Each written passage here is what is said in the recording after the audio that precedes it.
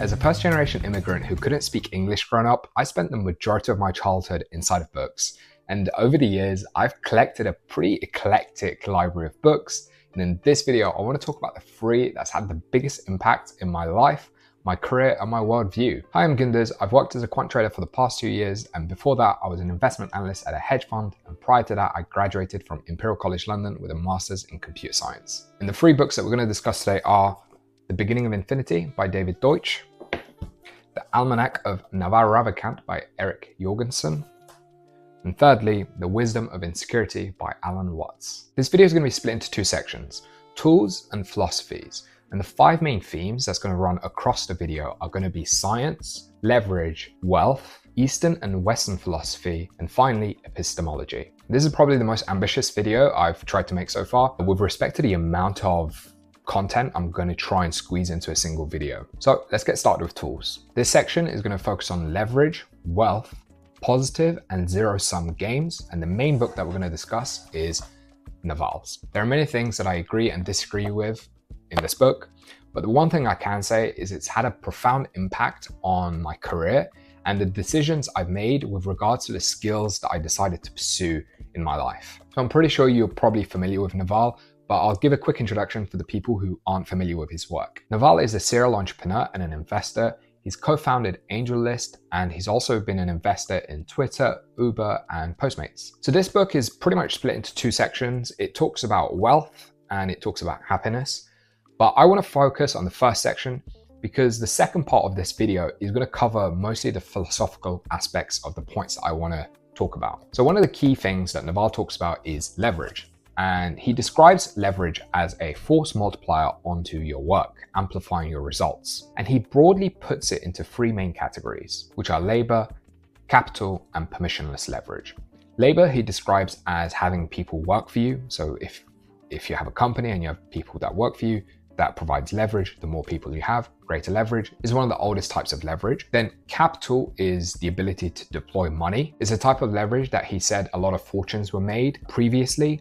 And finally, the newest and probably what he describes as the most important is permissionless leverage. And that includes things like code and media, meaning you don't need to have permission or status to be able to use this type of leverage. Things like media and code, you can do it once and have an extraordinary scale. Now, these are great, but I want to add two more types of leverage that is inspired by another book. Bonus book, The Unfair Advantage by Ash Ali and Hassan Kuba. Incredible guys, I've met them, amazing people, and an incredible book.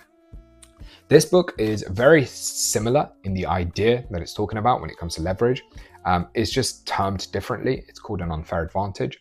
And the main principle that runs across this book is a framework called MILES, which stands for money, intelligence, location, education, and status. So the two other types of leverage that I want to add, which is inspired here, is social leverage and intelligence leverage. So social, I want to broadly define as reputation, network, and status.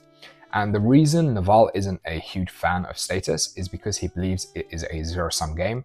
And we're going to discuss that a bit later. And intellectual is just knowledge. So the greater knowledge you have in an area, I believe that gives you greater leverage in your decisions that you make within the area.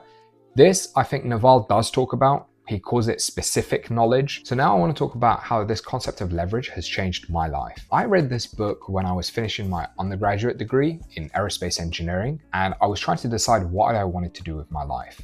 I wasn't particularly sure what I really wanted to pursue. I did programming during my engineering modules and I really loved it, but I still felt like when I got to the end of the degree, I had no practical skills. Aerospace engineering is highly theoretical and I've gained great transferable skills, but I felt like there was nothing that I could really monetize. I was considering programming, and that's when I read this book and I really thought about the concept of permissionless leverage.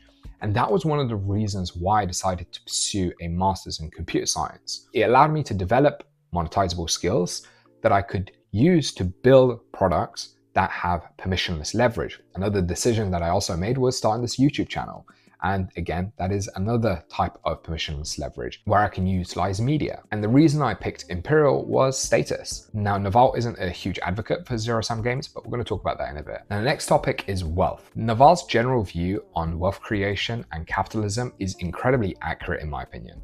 and really well explained. He argues the importance of owning equity to build wealth, and you are not going to achieve that by renting out your time. And he also explains how capitalism is an innate human mechanism, which I totally agree with, and I really think it's worth exploring that section of the book. Now, how this has changed my life is actually the decisions I'm making now about my career. Going forward, I want to pursue entrepreneurship. At the time of graduation, going into a job, in particular quant trading, was the right decision in my opinion, but going forward, I will be pursuing more entrepreneurial routes. That being said, that's probably for another video. But nonetheless, it's really changed my view on building wealth and the skills I gained. Now, the third part is positive and zero-sum games. This is the section which I completely disagree with Naval. Naval argues that status is a zero-sum game, which means someone has to lose for you to win, while something like wealth creation is a positive-sum game, meaning everyone can get wealthier. The distinction between the two types of games, I agree with. However, I disagree with the conclusion that you should opt out from zero-sum games. I agree with Naval that people who criticize others for trying to create wealth are simply just playing a different game of moral status, which is zero-sum. They try to gain status by acting self-righteous and putting down those who are seeking wealth. But here's a key disagreement. When you say that I'm playing the wealth game and you're playing the status game and my game is better, you are doing the exact same thing as the person playing the status game. You are playing the status game by being self-righteous about your opinion of the wealth game. It's recursive. You're being just as self-righteous as the person playing the status game. You're simply using your game of wealth as a moral one-upsmanship to the person playing the status game. The effort that you declare to try and put yourself above the person playing the status game is a recursive attempt doing the exact same thing of maximizing your status. The very act of trying to opt out the game is playing the game. So I believe there's no actual way of opting out. But what you can do is the following. Zero-sum games are very much a part of life. Things like status, whether you like it or not, have a massive impact on your life. So instead of trying to avoid the anxiety that the games cause, why not focus on, just like games like football and chess are zero-sum games, yet we find immense value in the competition itself. Knowing the stakes and competing has inherent value. So I think the healthiest approach is not a futile attempt to try and opt out, which is impossible, but instead focusing on when to play and when not to play, like a back and forth process. Play the games when you feel motivated to improve and stop playing when you feel anxious and depleted. Now, this section is going to be a complete contradiction to the third book I'm going to talk about, but I promise it will give a clear picture when we get there. Naval likes to put scientists at the top of the hierarchy when it comes to jobs and impact on society, and one of the people he talks really highly of is David Deutsch, and this brings us to our second book. So in the second section of this video, we're going to talk about both of these books at the same time, and the reason for that is because I believe they are the two faces of the same coin. The human condition. I actually disagree with many of the fundamental points that David Deutsch makes, but he's a perfect pairing for Watts's philosophy. Together, the pair represent a fundamental choice between Western rational optimism and Eastern acceptance. Before we get into the books, let me give a quick introduction to both the authors. Deutsch is a British physicist who's currently based at the University of Oxford as a professor and is often quoted as the father of quantum computing. He's an incredible person within academia, and he has many interests in physics, philosophy, and other interdisciplinary fields. Watts is a British writer, speaker, and I guess a self-stylized philosophical entertainer, as he likes to call himself. He's known for popularizing Eastern philosophies and religions within the West, so things like Buddhism, Taoism, Hinduism, across many of the Western countries like United States and the UK. And let's get started with Deutsch. His main arguments are problems will exist as long as we do, but every single problem is solvable as long as we have the right knowledge and it doesn't break the laws of physics. And our ability to gain knowledge is infinite as long as we continue to pursue and find good explanations. Science progresses not by accumulating data, but finding good explanations. Those are hard to vary, but still accounting for the facts. And creativity and conjecture lie at the heart of how humans can generate these good explanations. And as long as we continue to explore, the amount of knowledge we gain is unlimited and therefore we can solve every single problem, hence the beginning of infinity. This leans heavily on Popperian epistemology, and in my opinion, it is perfectly optimistically rational about the human condition. Now, although this book is very general, I do think the ideologies could be extrapolated when it comes to dealing with personal problems. I think it's an incredible read if you're interested in science, philosophy, creativity, art, and more importantly, the overlap between these topics. And the general philosophy is very Western compared to Watts. And this rationally optimistic view is where I disagree with Deutsch. I believe this eternal suffering and anxiety of the human condition comes from the idea of trying to solve problems in a problemless world. I want to try and explain this using engineering, as engineering is a field that is known for solving problems. Let's take the concept of an aircraft engine exploding. That is a very real problem to most humans. We believe that is a fundamental problem. Now, that problem only exists due to the fact that we have an aircraft, which in itself was a solution to another problem, let's say transportation. So this concept is purely recursive. There are only states which we are unhappy with, and the solution is simply a change of state. Similarly, it's a flawed logic to say something like a solution, like an engineering product, like a laptop, or even the creation of life is successful, or it's incredible, or it's amazing. You know, we view the idea of life coming about as a huge success. Similarly, we find it incredible that something like electricity exists. To the external world, like a fox, when it sees a laptop, it doesn't think that it's incredible, it's just an object. Similarly, life only occurred because of the states leading up to it. Any other state would have led to a different future, and by the same logic, you could view it as infinitely low chance of happening or occurring. This is called the anthropic principle. We tend to label problems and solutions in hindsight, and it doesn't describe reality. And this brings us to our third book, The Wisdom of Insecurity by Alan Watts. This is by far my favorite book that I've ever read. It's not just about problems, it's a deep dive on the human condition, which I believe it describes perfectly. Watts draws from a lot of Eastern philosophies like Taoism, Zen Buddhism, etc. And another book that I want to recommend is Tao Te Ching, which is the main text for Taoism.